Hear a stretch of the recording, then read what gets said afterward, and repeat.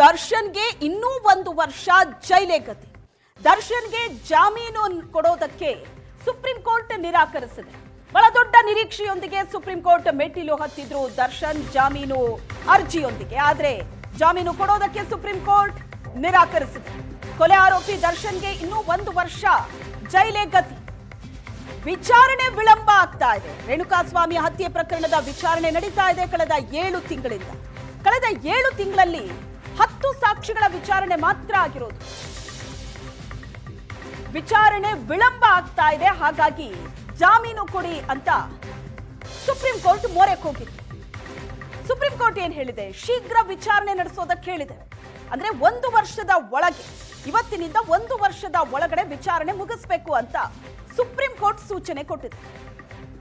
ಮುಂದಿನ ವರ್ಷ 2027 ಮೇ 15ರ ಒಳಗೆ ರೇಣುಕಾಸ್ವಾಮಿ ಹತ್ಯೆ ಪ್ರಕರಣದ ವಿಚಾರಣೆಯನ್ನ ಮುಗಿಸಬೇಕಾಗುತ್ತೆ. 272 ಸಾಕ್ಷಿಗಳ ಪೈಕಿ ಈ 7 ತಿಂಗಳಲ್ಲಿ 10 ಸಾಕ್ಷಿಗಳ ವಿಚಾರಣೆ ಮಾತ್ರ ಆಗಿರೋದು. ಉಳಿದಂತೆ ಪೂರ್ತಿ ವಿಚಾರಣೆ ಮುಗಿಸೋದಕ್ಕೆ ಇನ್ನೂ ಸಾಕಷ್ಟು ಸಮಯ ಬೇಕಾಗುತ್ತೆ. ಆ ಕಾರಣಕ್ಕಾಗಿ ಜಾಮೀನು ಕೊಡಿ ಅಂತ ದರ್ಶನ್ ಪರ ವಕೀಲರು ಕೋರ್ಟ್ ಮುಂದೆ ಈ ಕಾರಣವನ್ನ ಇಟ್ಟಿತ್ತು. ಅದ್ರ ಜೊತೆಗೆ ಜೈಲಿನಲ್ಲಿ ಮೂಲ ಸೌಕರ್ಯಗಳು ಸಿಗ್ತಾ ಇಲ್ಲ ಅಂತಲೂ ಕೂಡ ಹೇಳಿದ್ರು. ಮೂಲ ಸೌಕರ್ಯ ಕೊಡೋದಕ್ಕೂ ಸುಪ್ರೀಂ ಕೋರ್ಟ್ ಸೂಚನೆ ಕೊಟ್ಟಿದೆ. ವಿಚಾರಣಾಧೀನ ಬೇರೆ ಕೈದಿಗಳಿಗೆ ಏನ್ ಸೌಕರ್ಯ ಸಿಗುತ್ತೋ ಅದೇ ಸೌಕರ್ಯ ದರ್ಶನ್ಗೂ ಕೂಡ ಸಿಗ್ಲಿ ಅಂತ ಸುಪ್ರೀಂ ಕೋರ್ಟ್ ಹೇಳಿದೆ. ದರ್ಶನ್ ಕೇಸ್ನಲ್ಲಿ ಪ್ರತಿದಿನ ವಿಚಾರಣೆಗೆ ಸುಪ್ರೀಂ ಕೋರ್ಟ್ ಸೂಚನೆ ಕೊಟ್ಟಿದೆ. ಯಾವುದೇ ರೀತಿಯಾದ ವಿಳಂಬ ಬೇಡ, ಪ್ರತಿದಿನ ಪ್ರಕರಣದ ವಿಚಾರಣೆ ನಡೀಲಿ ಅಂತ ಸುಪ್ರೀಂ ಕೋರ್ಟ್ ಸೂಚನೆ ಕೊಟ್ಟಿದೆ. ಇಂದಿನಿಂದ 1 ವರ್ಷದ ಒಳಗಡೆ ವಿಚಾರಣೆ ಮುಗಿಸಬೇಕು ಅಂತ ಕೋರ್ಟ್ ಹೇಳಿರೋದು. ಪ್ರತಿವಾದಿ ವಕೀಲರು ತ್ವರಿತಗತಿ ವಿಚಾರಣೆಗೆ ಸಹಕರಿಸಬೇಕು. ವಿಚಾರಣೆ ತುಂಬಾ ನಿಧಾನಗತಿಯಲ್ಲಿ ನಡೀತಾ ಇದೆ ಅಂತ ಜಡ್ಜ್ ಹೇಳಿದ್ದಾರೆ. 7 ತಿಂಗಳಲ್ಲಿ ಕೇವಲ 10 ಸಾಕ್ಷಿಗಳ ವಿಚಾರಣೆ ಆಗಿದೆ. ಹೀಗೆ ವಿಚಾರಣೆ ನಡೆದ್ರೆ ಇನ್ನೂ ಹೆಚ್ಚು ಸಮಯ ಬೇಕಾಗುತ್ತೆ ಅಂತ ಕೋರ್ಟ್ ಹೇಳಿರೋದು. ಹಾಗಾಗಿ 1 ವರ್ಷದ ಅವಧಿಯಲ್ಲೇ ರೇಣುಕಾಸ್ವಾಮಿ ಹತ್ಯೆ ಪ್ರಕರಣದ ವಿಚಾರಣೆಯನ್ನ ಮುಗಿಸಬೇಕಾಗುತ್ತೆ.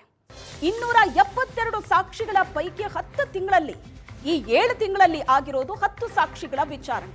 ಅಂದ್ರೆ ಇನ್ನುಳಿದ ಸಾಕ್ಷಿಗಳನ್ನ ಇದೇ ಸ್ಪೀಡಲ್ಲಿ ವಿಚಾರಣೆ ನಡೆಸ್ತಾ ಹೋದ್ರೂ ಕೂಡ ವರ್ಷಾನುಗಟ್ಲೆ ಸಮಯ ಬೇಕು. ಹಾಗಾಗಿ ಕೋರ್ಟ್ ಸೂಚನೆ ಕೊಟ್ಟಿದೆ. ಕ್ವಾರಂಟೈನ್ ಸೆಲ್ನಿಂದ ಬದಲಾವಣೆ ಬಗ್ಗೆ ಆದೇಶ ಕೊಟ್ಟಿಲ್ಲ ಕೋರ್ಟ್. ದರ್ಶನ್ ಪರ ವಕೀಲರು ಈ ವಿಚಾರವನ್ನು ಕೂಡ ಕೋರ್ಟ್ ಮುಂದೆ ಇಡ್ತಾರೆ.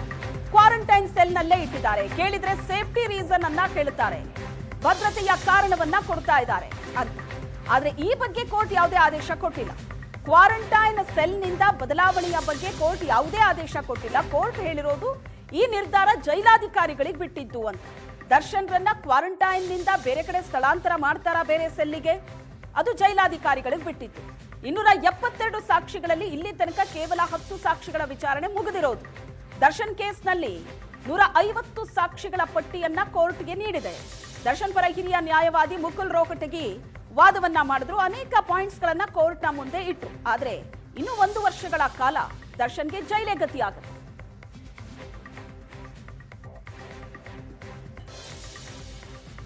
ಈ ಬಗ್ಗೆ ಹೆಚ್ಚಿನ ಡೀಟೇಲ್ಸ್ ಅನ್ನ ಕೊಡ್ತಾರೆ ನ್ಯೂಸ್ ಡೆಸ್ಕ್ ಇಂದ ಬೆಂಗಳೂರು ಬ್ಯೂರೋ ಹೆಡ್ ಆಗಿರುವಂತ ರಮೇಶ್ ನಮ್ಮ ಜೊತೆ ಜಾಯ್ನ್ ಆಗಿದ್ದಾರೆ. ರಮೇಶ್, ದರ್ಶನ್ 2ನೇ ಬಾರಿ ಜೈಲು ಸೇರಿದ ನಂತರ ಜಾಮೀನಿಗೋಸ್ಕರ ಪ್ರಯತ್ನ ಪಟ್ಟರು. ಆದ್ರೆ ಮೊದಲ ಹೆಜ್ಜೆಯೇ ಬಹಳ ದೊಡ್ಡ ನಿರಾಸೆ ಆಗಿದೆ. ಈಗ ಪ್ರಕರಣದ ವಿಚಾರಣೆಯೇ ಡಿಲೇ ಆಗ್ತಾ ಇದೆ ಅನ್ನೋ ಕಾರಣ ಕೊಟ್ಟಿದ್ರು. ಬಟ್ ಕೋರ್ಟ್ ಅದಕ್ಕೆ ಹೇಳಿರೋದು ವಿಚಾರಣೆ ಡಿಲೇ ಆಗ್ತಾ ಇದೆಯಾ, ಹಾಗಾದ್ರೆ ವಿಚಾರಣೆ ಬೇಗ ಮುಗಿಸಿ ಅಂತ. ಅಲ್ಲಿಗೆ ವಿಚಾರಣೆ ಮುಗಿಯೋ ತನಕ ದರ್ಶನ್ಗೆ ಬಿಡುಗಡೆ ಭಾಗ್ಯ ಇಲ್ಲ ಅಂತ ಆಯ್ತು. ಇಲ್ಲ ಶ್ವೇತಾ, ಯಾಕೆಂದ್ರೆ ದರ್ಶನ್ ಸುಪ್ರೀಂ ಕೋರ್ಟ್ ಮೆಟ್ಲೇರಿದ್ದೆ ಅಂದ್ರೆ ಜಾಮೀನನ್ನ ಪಡ್ಕೊಳ್ಬೇಕು ಅನ್ನುವಂಥ ಕಾರಣಕ್ಕಾಗಿ. ಅಂದ್ರೆ ಒಂದಷ್ಟು ಸಮಸ್ಯೆಗಳನ್ನ ಇಟ್ಟುಕೊಂಡು ಆ ಸಮಸ್ಯೆಗಳಿಂದಾಗಿ ನನಗೆ ಜಾಮೀನನ್ನ ಕೊಡಬೇಕು ಅನ್ನುವಂಥ ಯಾವ ಸಮಸ್ಯೆಗಳನ್ನ ಸುಪ್ರೀಂ ಕೋರ್ಟ್ ಮುಂದೆ ಎತ್ತಲಾಯಿತು.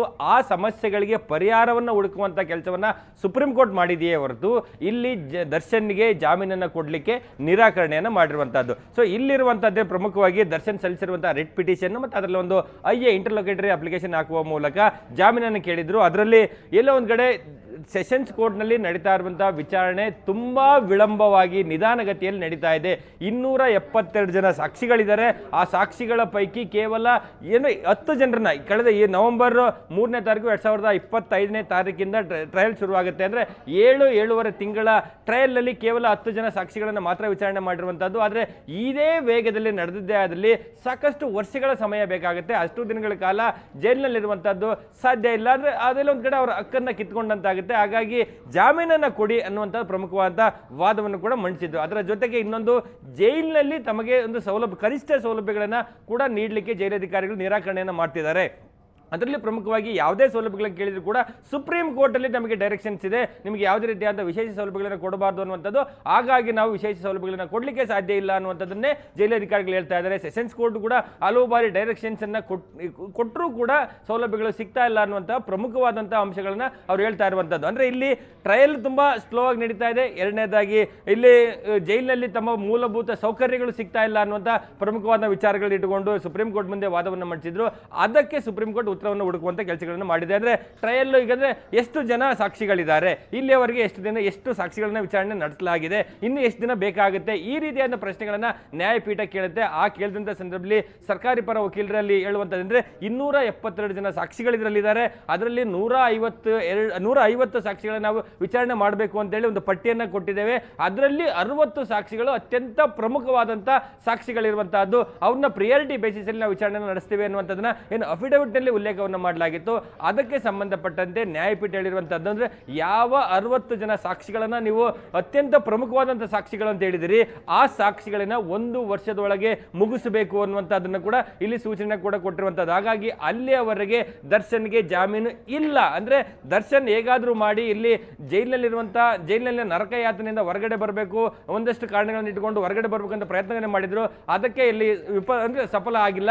ಆ ಮೂಲಕ ಸೆಷನ್ಸ್ ಕೋರ್ಟ್ ನಲ್ಲಿ ಟ್ರಯಲ್ ಅತ್ಯಂತ ವೇಗವಾಗಿ ಮಾಡಬೇಕು ಅಂತ ಸೂಚನೆ ಕೂಡ ಕೊಟ್ಟಿರುವಂತದ್ದು. ಇನ್ನು ಎರಡನೇದಾಗಿ ಜೈಲಿನಲ್ಲಿ ಕನಿಷ್ಠ ಸೌಲಭ್ಯ ಸಿಗ್ತಾ ಇಲ್ಲ ಅಂತೇಳಿ, ಅದರಲ್ಲಿ ಪ್ರಮುಖವಾಗಿ ವಿಚಾರಣಾಧೀನ ಕೈದಿಗಳಿಗೆ ಬೇರೆ ಕೈದಿಗಳಿಗೆ ಸಿಗುವಂತ ಕನಿಷ್ಠ ಸೌಲಭ್ಯಗಳು ನಮಗೆ ಸಿಗ್ತಾ ಇಲ್ಲ ಅನ್ನುವಂಥದ್ದು. ಅಂದ್ರೆ ತಾವು ತಮ್ಮ ಕುಟುಂಬಸ್ಥರನ್ನ ಭೇಟಿ ಮಾಡಲಿಕ್ಕೆ, ಅಂದ್ರೆ ಪ್ರೈವೇಟ್ ಆಗಿ ಭೇಟಿಯನ್ನ ಮಾಡಲಿಕ್ಕೆ ಒಂದು ಅರ್ಜಿಯನ್ನು ಹಾಕಿದ್ವಿ. ಅರ್ಜಿ ಕೂಡ ಅಂದ್ರೆ ಸೆಷನ್ಸ್ ಕೋರ್ಟ್ ನಲ್ಲಿ ಆದೇಶವನ್ನಾಗಿದೆ. ಆದರೂ ಕೂಡ ಎಲ್ಲ ಒಂದ್ ಕಡೆ ಒಂದು ಪರದೆಯ ರೀತಿಯ ಒಂದು ಕಂಬಿಗಳಿರುವಂತ ಆ ಕಡೆ ಈ ಕಡೆ ನಿಲ್ಲಿಸಿ ಮಾತುಕತೆಯನ್ನು ಮಾಡಲಿಕ್ಕೆ ಅವಕಾಶವನ್ನು ಅಂದ್ರೆ ಕೊಡ್ತಾರೆ. ಅದರಲ್ಲಿ ಸರಿಯಾಗಿ ಮಾತಾಡ್ಲಿಕ್ಕೆ ಆಗ್ತಿಲ್ಲ. ಆದ್ರೆ ಬೇರೆ ಕೈದಿಗಳಿಗೆ ಬೇರೆ ರೀತಿಯಾದಂತ ಅವಕಾಶವನ್ನು ಕೊಡಲಾಗ್ತಿರುವಂತದ್ದು ಇದು ಸರಿಯಲ್ಲ. ಹಾಗಾಗಿ ಅವಕಾಶವನ್ನು ಮಾಡಿಕೊಡ್ಬೇಕು ಅನ್ನುವಂಥದ್ದನ್ನ ಹೇಳಿದಂತ ಸಂದರ್ಭದಲ್ಲಿ ನ್ಯಾಯಪೀಠ ಹೇಳಿರುವಂತ ಅಂದ್ರೆ ಬೇರೆ ಕೈದಿಗಳಿಗೆ ಯಾವ ಅವಕಾಶವನ್ನ ಕೊಡ್ತೀರಿ ಆ ಅವಕಾಶವನ್ನ ಇವ್ರಿಗೂ ಕೂಡ ಕೊಡಬೇಕು ಅನ್ನುವಂಥದ್ದು. ಅದರಲ್ಲಿ ಮತ್ತೊಂದು ಪ್ರಮುಖವಾಗಿ ಕ್ವಾರಂಟೈನ್ ಸೆಲ್ ನಲ್ಲಿ ಇಡಲಾಗಿದೆ. ಕೊರೋನಾ ಸಂದರ್ಭದಲ್ಲಿ ಕ್ವಾರಂಟೈನ್ ಸೆಲ್ ಅನ್ನು ಓಪನ್ ಮಾಡಲಾಯಿತು. ಅಂದ್ರೆ ಯಾವುದೇ ಹೊರಗಡೆ ಬಂದಂತ ಕೈದಿಗಳು ಅಥವಾ ವಿಚಾರಣಾಧೀನ ಕೈದಿಗಳು ಅವ್ರನ್ನ ಒಂದು ಮಾನಿಟರ್ ಮಾಡಿ 14 ದಿನಗಳ ಕಾಲ ಕ್ವಾರಂಟೈನ್ ಸೆಲ್ ಇಟ್ಟು ಅದಾದ ನಂತರ ಮೇನ್ ಸೆಲ್ಗೆ ಅವ್ರನ್ನ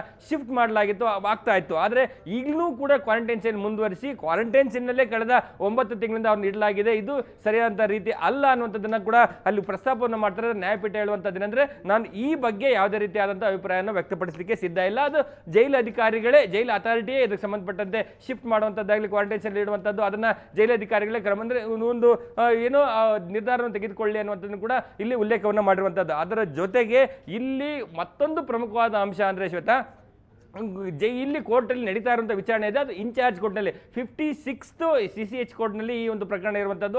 ಆ ಒಂದು ಏನೋ ಕೋರ್ಟ್ಗೆ ಈಗ ನ್ಯಾಯಾಧೀಶರು ವರ್ಗಾವಣೆ ಆಗಿ ಅದು ಖಾಲಿ ಇರುವಂಥದ್ದು. ಆದರೆ ಅದನ್ನ ಇನ್ಚಾರ್ಜ್ ಕೋರ್ಟ್ನಲ್ಲಿ ಟ್ರಯಲ್ ನಡೀತಾ ಇದೆ. ಆದರೆ ಇನ್ಚಾರ್ಜ್ ಕೋರ್ಟ್ನಲ್ಲಿ ಟ್ರಯಲ್ ನಡೀತಿರೋದ್ರಿಂದ ಆ ಒಂದು ಕೋರ್ಟ್ನಲ್ಲಿರುವಂಥ ಒಂದು ಏನೋ ಕೇಸ್ಗಳು ಮತ್ತೆ ಇದನ್ನು ಕೂಡ ಮಾಡ್ತಾ ಇರೋದ್ರಿಂದ ವಿಳಂಬ ಆಗ್ತಾ ಇದೆ. ಹಾಗಾಗಿ ಆ ಒಂದು ನ್ಯಾಯಾಲಯಕ್ಕೆ ನ್ಯಾಯಾಧೀಶರನ್ನ ನೇಮಕ ಮಾಡಲಿಕ್ಕೆ ಹೈಕೋರ್ಟ್ಗೆ ಒಂದು ಸೂಚನೆ ಕೊಡಬೇಕು ಅಂತೇಳಿ ಒಂದು ಮನವಿಯನ್ನು ಮಾಡ್ತಾರೆ.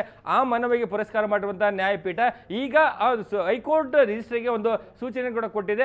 ಅದಕ್ಕೆ ಸಂಬಂಧಪಟ್ಟಂತೆ ಕ್ರಮವನ್ನು ತೆಗೆದುಕೊಳ್ಳಿ ಅಂತೇಳಿ. ಅಂದ್ರೆ ಆದಷ್ಟು ಬೇಗ 56th CCH ಕೋರ್ಟ್ಗೂ ಕೂಡ ನ್ಯಾಯಾಧೀಶ ನೇಮಕ ಆಗುವಂತ ಸಾಧ್ಯತೆಗಳಿರುವಂತದ್ದು. ಆ ಒಂದು ಕೋರ್ಟ್ ನಲ್ಲಿ ಡೇ ಟು ಡೇ ಬೇಸಿಸ್ ಅಲ್ಲಿ ಒಂದು ವಿಚಾರಣೆ ನಡೀಬೇಕು ಅನ್ನುವಂಥದ್ದು. 60 ಸಾಕ್ಷಿಗಳೇನು ಅತ್ಯಂತ ಪ್ರಮುಖ ಸಾಕ್ಷಿ ಅಂತ ಹೇಳಿದ್ದಾರೆ, ಅವರ ವಿಚಾರಣೆಯನ್ನು 1 ವರ್ಷದೊಳಗೆ ಮುಕ್ತಾಯ ಆದ ನಂತರ ದರ್ಶನ್ ಮತ್ತೆ ಸೆಷನ್ಸ್ ಕೋರ್ಟ್ ಮುಂದೆ ಅರ್ಜಿಯನ್ನು ಹಾಕಲಿಕ್ಕೆ ಲಿಬರ್ಟಿಯನ್ನು ಕೂಡ ಕೊಟ್ಟಿರುವಂತದ್ದು. ಅದನ್ನು ನೋಡ್ತಾ ಹೋದ್ರೆ ದರ್ಶನ್ಗೆ ಇನ್ನೂ 1 ವರ್ಷಗಳ ಕಾಲ ಅವಕಾಶವನ್ನ ಕಳ್ಕೊಂಡಿದ್ದಾರೆ. ಅಂದ್ರೆ ಇನ್ನೆಲ್ಲೂ ಕೂಡ ಜಾಮೀನನ್ನು ಕೋರಿ ಅರ್ಜಿಯನ್ನು ಸಲ್ಲಿಸಲಿಕ್ಕೆ ಸಾಧ್ಯ ಇಲ್ಲ. ಹಾಗಾಗಿ ಮತ್ತೊಂದು ವರ್ಷ ಜೈಲೇ ಗತಿ ಅಂತ ಹೇಳಿದ್ರು ಕೂಡ ತಪ್ಪಾಗ್ಲಿಕ್ಕಿಲ್ಲ ಶ್ವೇತಾ. ಓಕೆ, ಈಗ ವಿಚಾರಣೆ ಮುಗಿಯೋ ತನಕ ದರ್ಶನ್ಗೆ ಬಿಡುಗಡೆ ಭಾಗ್ಯ ಇಲ್ಲ ಅನ್ನೋದಂತೂ ಗೊತ್ತಾಗ್ತಾ ಇದೆ. ಆದ್ರೆ ಕೋರ್ಟ್ ಏನ್ ಹೇಳಿದೆ, ಈಗ 1 ವರ್ಷದ ಒಳಗಡೆ ವಿಚಾರಣೆ ಮುಗಿಸ್ಬೇಕು ಅಂತ. ಈ 7 ತಿಂಗಳಲ್ಲಿ 10 ಸಾಕ್ಷಿಗಳ ವಿಚಾರಣೆ ಆಗಿರೋದು. ಈ 1 ವರ್ಷದಲ್ಲಿ ಉಳಿದ ಎಲ್ಲಾ ಸಾಕ್ಷಿಗಳ ವಿಚಾರಣೆ ಆಗಿ ಪೂರ್ತಿ ವಿಚಾರಣೆ ಮುಗಿಯೋದಕ್ಕೆ ಸಾಧ್ಯ ಆಗತ್ತಾ, ಟ್ರಯಲ್ ಮುಗಿಯೋದಕ್ಕೆ? ಶ್ವೇತಾ, ಅಂದ್ರೆ ಇಲ್ಲಿ ಈ ಪ್ರಕರಣದಲ್ಲಿ 272 ಜನ ಸಾಕ್ಷಿಗಳಿರುವಂತದ್ದು. ಅದರಲ್ಲಿ ಪ್ರಾಸಿಕ್ಯೂಷನ್ ಹೇಳ್ತಾ ಇದೆ 277 ಜನರನ್ನು ನಾವು ಕೋರ್ಟ್ ಮುಂದೆ ಕರ್ಕೊಂಡು ಬರುವಂತ ಅಗತ್ಯ ಇಲ್ಲ, 150 ಜನರನ್ನ ಕರ್ಕೊಂಡು ಬಂದು ಅವರಿಂದ ಸಾಕ್ಷಿಯನ್ನ ಇಳಿಸಿ ಈ ಒಂದು ಕೇಸನ್ನ ನಾವು ಪ್ರೂವ್ ಮಾಡ್ತೇವೆ ಅನ್ನುವಂತ ಒಂದು ಪಟ್ಟಿಯನ್ನ ಕೊಟ್ಟಿದೆ. ಆ 250 ಸಾಕ್ಷಿಗಳ ಪೈಕಿ 60 ಜನ ಅತ್ಯಂತ ಪ್ರಮುಖವಾದಂತಹ ಸಾಕ್ಷಿಗಳು ಅನ್ನುವಂಥದ್ದನ್ನು ಕೂಡ ಸುಪ್ರೀಂ ಕೋರ್ಟ್ಗೆ ಸಲ್ಲಿಸಿರುವಂತಹ ಅಫಿಡವಿಟ್ ನಲ್ಲಿ ಉಲ್ಲೇಖವನ್ನು ಮಾಡಿರುವಂತದ್ದು. ಹಾಗಾಗಿ ಆ ಅತ್ಯಂತ ಪ್ರಮುಖವಾದಂತಹ ಸಾಕ್ಷಿಗಳನ್ನ 1 ವರ್ಷದೊಳಗೆ ಮುಗಿಸಿ ಅಂತ ಹೇಳಿರುವಂತದ್ದು. ಅಂದ್ರೆ 1 ವರ್ಷದೊಳಗೆ ಪ್ರಮುಖ ಸಾಕ್ಷಿಗಳನ್ನ ಮುಕ್ತಾಯ ಆದ ನಂತರ ಅವರು ಬೇಕಾದ್ರೆ ಮತ್ತೆ ಜಾಮೀನಿಗೆ ಅರ್ಜಿಯನ್ನ ಸಲ್ಲಿಸಿ ಅಂತ ಹೇಳಿದ್ರು. ಅಂದ್ರೆ ಈ ಒಂದು ಟ್ರಯಲ್ ಈಗ ಸದ್ಯಕ್ಕೆ ಇವತ್ತಿನ ಸುಪ್ರೀಂ ಕೋರ್ಟ್ ನ ವಿಚಾರಣೆ ನೋಡ್ತಾ ಹೋದ್ರೆ ಇದು 1 ವರ್ಷದೊಳಗೆ ಮುಗಿಯುವಂತ ಟ್ರಯಲ್ ಅಲ್ಲ. ಯಾಕೆಂದ್ರೆ ಹೆಚ್ಚು ಜನ ಸಾಕ್ಷಿಗಳಿರುವಂತದ್ದು. ಆದ್ರೆ ಇಲ್ಲಿರುವಂತದ್ದು ಅಂದ್ರೆ ಪ್ರಮುಖ ಸಾಕ್ಷಿಗಳು, ಅದರಲ್ಲಿ ಐ ವಿಟ್ನೆಸ್ ಗಳಿದ್ದಾರೆ, ಪೋಸ್ಟ್ ಮಾರ್ಟಮ್ ಮಾಡಿದಂತ ಡಾಕ್ಟರ್ಗಳಿದ್ದಾರೆ, ಕೆಲವು ಮಾಜರ್ ಮಾಡಿದಂತಹ ಸಾಕ್ಷಿಗಳಿರುವಂತದ್ದು. ಹಾಗಾಗಿ ಅತ್ಯಂತ ಪ್ರಮುಖವಾದಂತಹ ಸಾಕ್ಷಿಗಳ ವಿಚಾರಣೆ ಮುಕ್ತಾಯ ಆದ್ರೆ ಆ ಸಂದರ್ಭದಲ್ಲಿ ಜಾಮೀನು ತೆಗೆದುಕೊಂಡು ಹೊರಗಡೆ ಬಂದಿದ್ರೆ ಆರೋಪಿಗಳು ಅಂದ್ರೆ ಪ್ರಮುಖ ಸಾಕ್ಷಿಗಳ ಮೇಲೆ ಪ್ರಭಾವ ಬೀರುವಂತದ್ದಾಗ್ಲಿ, ಕೇಸ್ನ ದಾರಿ ತಪ್ಪಿಸುವಂತದ್ದಾಗ್ಲಿ ಅಥವಾ ಕೇಸ್ ಮೇಲೆ ಪ್ರಭಾವ ಬೀರುವಂತ ಅವಕಾಶಗಳು ಕಡಿಮೆ ಆಗುತ್ತೆ. ಹಾಗಾಗಿ ಸುಪ್ರೀಂ ಕೋರ್ಟ್ ಏನ್ ಹೇಳ್ತಿದೆ ಅಂದ್ರೆ ಯಾವ ಪ್ರಾಸಿಕ್ಯೂಷನ್ 60 ಜನ ಸಾಕ್ಷಿಗಳು ಅತ್ಯಂತ ಪ್ರಮುಖ ಅಂತ ಹೇಳ್ತಿದ್ದಾರೆ, ಅವರ ವಿಚಾರಣೆಗಳನ್ನ ಬೇಗ ಮುಗಿಸಿ ಅಂತ ಹೇಳುವಂತದ್ದು. ಈ ಸಂದರ್ಭದಲ್ಲಿ ಪ್ರಾಸಿಕ್ಯೂಷನ್ ಹೇಳ್ತಾ ಇದೆ ಅಂದ್ರೆ ನಾವು ಸಾಕ್ಷಿಗಳನ್ನ ಕರ್ಕೊಂಡು ಬಂದು ಕೋರ್ಟ್ ಮುಂದೆ ನಿಲ್ಲಿಸಿದ ಸಂದರ್ಭದಲ್ಲಿ ಹೆಚ್ಚು ಸಮಯವನ್ನ ಅವರೇ ತೆಗೆದುಕೊಳ್ತಾ ಇದ್ದಾರೆ. ಅಂದ್ರೆ ಒಬ್ಬ ಸಾಕ್ಷಿಯನ್ನ 18 ಜನ ಆರೋಪಿಗಳ ಪರ ವಕೀಲರು ಕೂಡ ಕ್ರಾಸ್ ಎಕ್ಸಾಮಿನೇಷನ್ ಮಾಡ್ಲಿಕ್ಕೆ ಹೆಚ್ಚು ಸಮಯವನ್ನು ತೆಗೆದುಕೊಳ್ತಾ ಇದ್ದಾರೆ ಅಂತದ್ದು. ಅಂದ್ರೆ ಅದನ್ನ ಸಂಬಂಧಪಟ್ಟಂತೆ ನೀವು ಬೇಗನೆ ಅಂದ್ರೆ ಅದಕ್ಕೆ ಹೆಚ್ಚು ಡೀಟೇಲ್ ಆಗಿ ಹೋಗದಂತ ನ್ಯಾಯಪೀಠ ಇರುವಂತಂದ್ರೆ 60 ಸಾಕ್ಷಿಗಳು ಪ್ರಮುಖ ಅಂತಿದ್ದಾರೆ, ಅವ್ರನ್ನ ಮುಗಿಸಿ. ಅಥವಾ ಒಂದು ವೇಳೆ ಮುಗಿಸ್ತೇ ಇದ್ರು ಕೂಡ 1 ವರ್ಷ ಆದ ನಂತರ ನೀವು ಮತ್ತೆ ಜಾಮೀನು ಅರ್ಜಿಯನ್ನ ಸಲ್ಲಿಸಬಹುದು ಅನ್ನುವಂಥದ್ದು. ಅಂದ್ರೆ ಅದಾದ ನಂತರ 1 ವರ್ಷ ಆದ್ಮೇಲೆ ಸೆಷನ್ಸ್ ಕೋರ್ಟ್ಗೆ ದರ್ಶನ್ ಅರ್ಜಿಯನ್ನ ಸಲ್ಲಿಸಿದ್ರೆ ಅಲ್ಲಿ ಮತ್ತೆ ಜಾಮೀನು ಸಿಗುತ್ತಾ ಇಲ್ವಾ ಅನ್ನುವಂಥದ್ದು ಬೇರೆ ವಿಚಾರ. ಆದ್ರೆ 1 ವರ್ಷ ಜಾಮೀನು ಕೋರಿ ದರ್ಶನ್ ಅರ್ಜಿಯನ್ನು ಸಲ್ಲಿಸುವಂತ ಅಧಿಕಾರವನ್ನು ಈಗ ಕಳ್ಕೊಂಡಂತೆ ಕಾಣ್ತಾ ಇರುವಂತದ್ದು, ಯಾಕೆಂದ್ರೆ ಸುಪ್ರೀಂ ಕೋರ್ಟ್ ನ ಒಂದು ಆದೇಶದ ಮೇರೆಗೆ. ಸೊ ಇದನ್ನು ನೋಡ್ತಾ ಹೋದ್ರೆ ದರ್ಶನ್ ಹೇಗಾದ್ರೂ ಮಾಡಿ ಹೊರಗಡೆ ಬರಬೇಕು ಅನ್ನುವಂತ ಒಂದು ಜಾಮೀನನ್ನು ಪಡ್ಕೊಳ್ಳುವಂತ ಪ್ರಯತ್ನಕ್ಕೆ ಹೇಳಿದಂತಹ ಸಮಸ್ಯೆಗಳಿಗೆ ಪರಿಹಾರವನ್ನು ಹುಡುಕುವಂತ ಕೆಲಸವನ್ನ ಸುಪ್ರೀಂ ಕೋರ್ಟ್ ಮಾಡಿದೆ ಹೊರತು ಜಾಮೀನನ್ನು ಕೂಡ ಕೊಟ್ಟಿಲ್ಲ. ಸೊ ಆ ಮೂಲಕ ಈ ಅರ್ಜಿಯನ್ನೇ ಇತ್ಯರ್ಥ ಮಾಡಿ ಆದೇಶವನ್ನು ಮಾಡಿರುವಂತಹದ್ದು. Shweta, yes, thank you Ramesh ನಿಮ್ಮೆಲ್ಲ ಡೀಟೇಲ್ಸ್ಗೆ.